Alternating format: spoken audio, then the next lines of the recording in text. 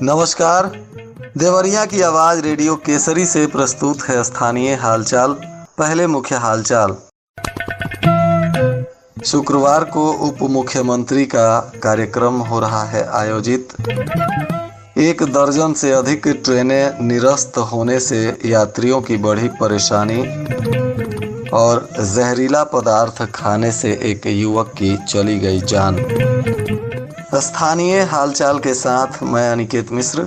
अब हालचाल विस्तार से।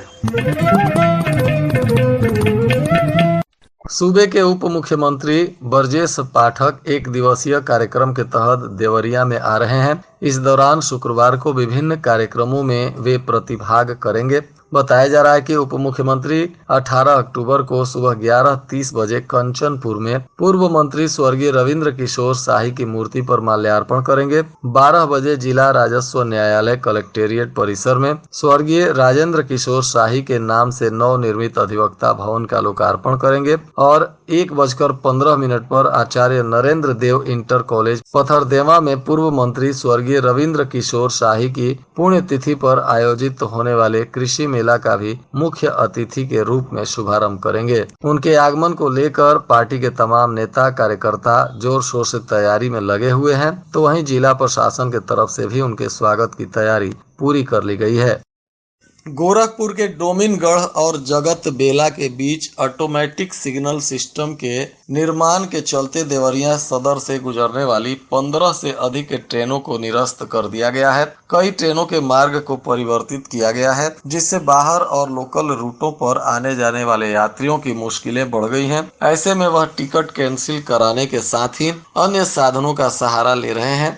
असर यह है कि रोडवेज की बसें और निजी स्तर पर चलने वाली बसें भी अब काफी भीड़ भाड़ से गुजर रही हैं। गोरखपुर गोंडा रेल खंड पर स्थित डोमिनगढ़ और जगत बेला के मध्य ऑटोमेटिक सिग्नल का काम चल रहा है, जिसको लेकर यह परेशानी सामने आई है। इधर खोखुंदू थाना क्षेत्र के दोहनी गांव में मछली के पैसे को लेकर लेन देन के दौरान मारपीट हो गई, जिसमें 2 महिलाओं समेत आधा दर्जन लोग घायल हो गए। घायलों का नजदीकी अस्पताल में इलाज चल रहा है। इसमें एक पक्ष ने दरवाजे पर चढ़कर तो दूसरे ने मछली मारने के बहाने बुलाकर मारपीट करने का आरोप लगाया है। पुलिस अब मामले की तफ्तीश कर रही है। बताया जा रहा है कि यह मामला दोहनी गांव के आलिम राम प्रताप यादव उर्फ मुन्ना और पप्पू उर्फ दिलीप गिरी के बीच का बताया जा रहा है।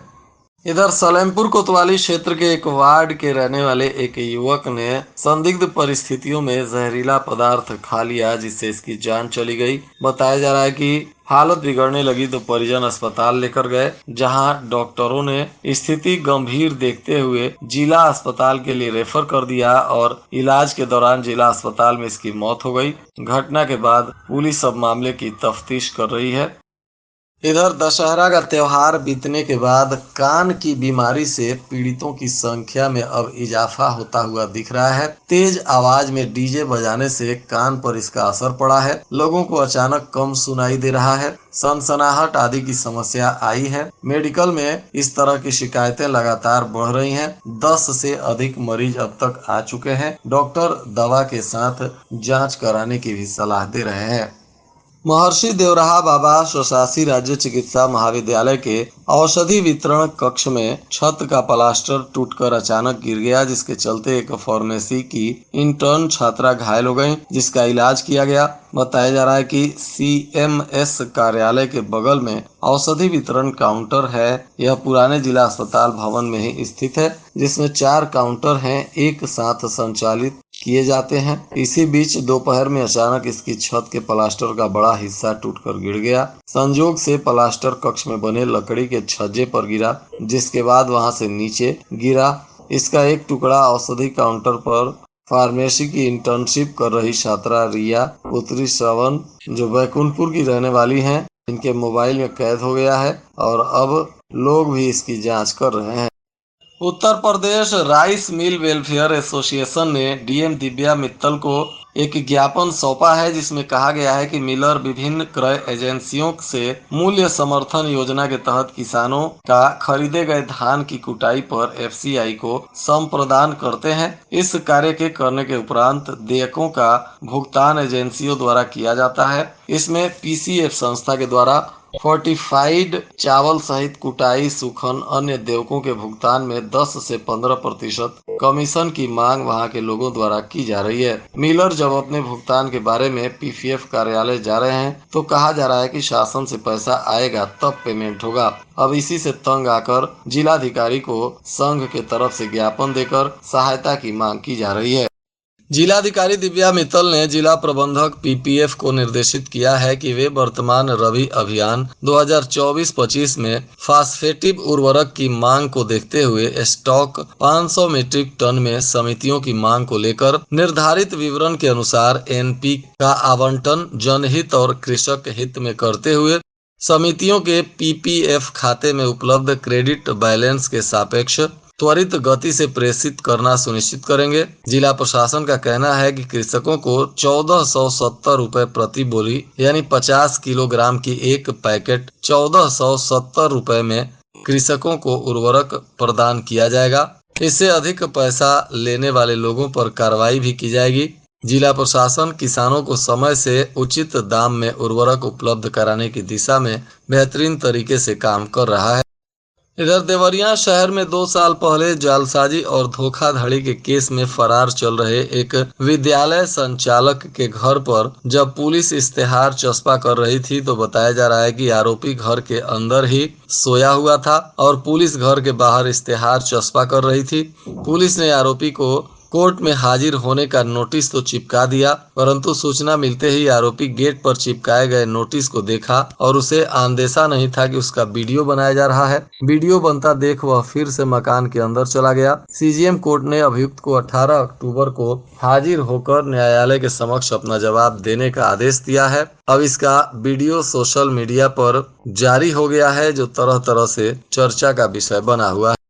देवरिया में किसान दिवस का आयोजन विकास भवन के गांधी सभागार में किया गया। इसमें सबसे अधिक शिकायत बिजली निगम की रही, जिसका अनुपालन आख्या उपलब्ध नहीं कराने पर जिलाधिकारी दिव्या मित्तल ने अधिशासी अभियंता को स्पष्टीकरण जारी किया है। उन्होंने सभी संबंधित विभाग के अधिकारियों को निर्देश दिया है कि वे प्रत्येक किसान दिवस में स्वयं आएं और किसानों की समस्याओं का समाधान समय से करें। इसमें यदि किसी भी तरह की लापरवाही मिलेगी तो कार्रवाई की जाएगी। जिलाधिकारी ने उप कृषि निदेशक को निर्देश दिया है कि इस बैठक में तहसील से भी अधिकारी को बुलाएं ताकि किसानों की समस्या को समय से निस्तारित किया जा सके। इधर लार क्षेत्र में लेखपाल बनकर वसूली कर रहे एक व्यक्ति को शक होने पर लोगों ने दौड़ा दिया। बताया जा रहा है कि वह जाति प्रमाण पत्र बनवाने के नाम पर एक व्यक्ति से 5000 रुपए की मांग कर रहा था। लोगों को जब जानकारी हुई तो राजस्व निरीक्षक को इसकी जानकारी दी गई। बताया जा रहा है कि लार के पटनेजी गांव के धनंजय गुण विदेश में रहते हैं और इस वक्त गांव आए हुए हैं। उनकी बेटी का गुण जाति का जाति प्रमाण पत्र बनवाना है, जिसको लेकर लेखपाल राम भवन को तलाश करते हुए थाना गेट के सामने गए। लेखपाल तो वहां नहीं मिले, लेकिन कोई प्राइवेट आदमी मिला जो अपने को लेखपाल बताकर उनकी समस्या पूछने के बाद उनसे 5000 रुपए की मांग करने लगा।